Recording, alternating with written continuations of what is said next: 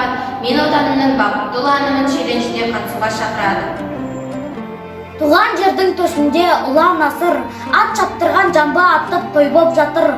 Тәуелсіз ел атанған 30 жылын, сияқты бақтырған 30 ғасыр. Туған елім, менде сөйлер сөз болса, өзің берген сөзің ғой.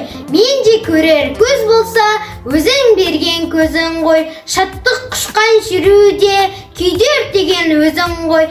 Қиындықты жеңуге үйреткен де өзің ғой. Толқығанда сезім ой, әппақ арым тілегім. Туған елім өзің ғой, арқа сүйер тірегім. Туған елім өзіңнің жазираңды кездірдің, жайма шуақ кезімнің рахатын сездірдің.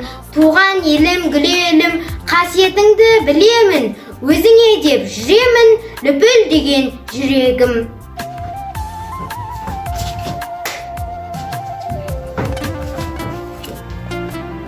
Отан, мен оның түнін сүйем, күнін сүйем, ағынды өзен асқартау гүлін сүйем. Мен оның қасиетті тілін сүйем, мен оның құдіретті үнін сүйем. Бар жандығын сүйемін қыбырлаған, бәрі маған отан деп сыбырлаған. Жаным менің кеудемді жарып шықты, бозторғай бол оның шырылдаған. Отан, отан, бәрінен биік екен, мен оны мәңгілікке сүйіп өтем. Отанды сүймеуіңде күйік екен, отанды сүйгеніңде күйік екен.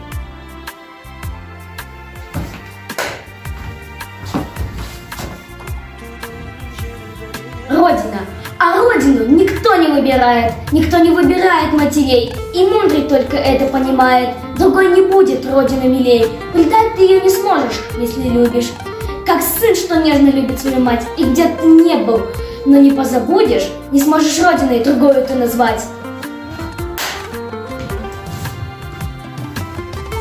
Моя республика, о Казахстан, о Родина моя, смотрю на степи и не вижу им конца, любуюсь я красотами природы, и нет на родине моей плохой погоды. Как ты прекрасен, Казахстан, весной, цветущие сады и степи, покрытые луга травой и блеск на талом снеге. А наши горы, как они красивы, как гордо возвышаются над степью и равнины, и вниз бежит река потоком бурным, и как порой бывает небо хмурым. О, Казахстан, как ты велик! Люблю тебя за твой могучий лик, за степи, горы, реки и моря, за то, что ты Родина моя.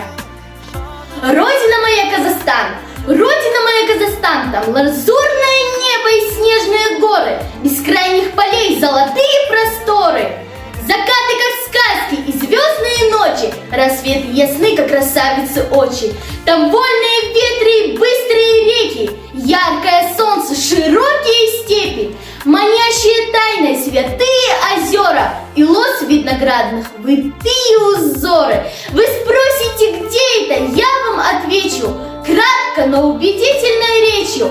Осы маған ұлы отан, қасиетті жер Қазақстан.